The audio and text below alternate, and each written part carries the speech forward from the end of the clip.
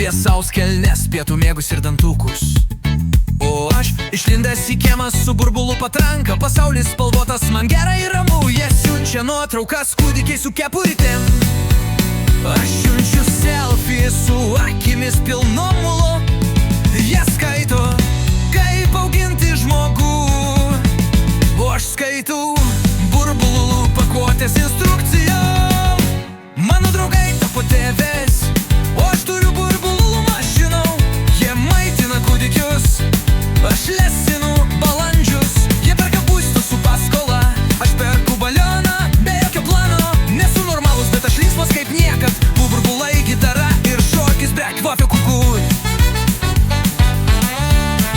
Šokis be kvapio kukui.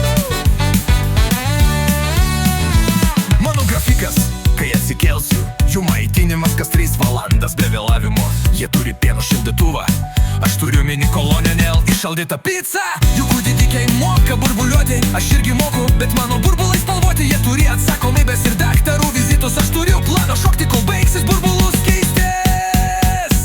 Mano nudriui tapo tėvais, o aš turiu burbulų mašinų. Jie renka žaislus nuo grindų, aš pats esu žaislas.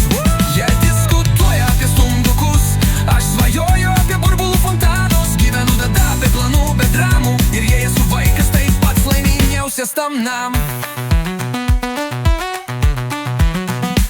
Aš jų nemerkiu, jie žino, ką daro, bet aš taip pat žinau, kur raktai nuo laisvės. Aš paspaudžiu on, burbulai kyla ir viskas tampa nuostabu, net ir šitą krizę.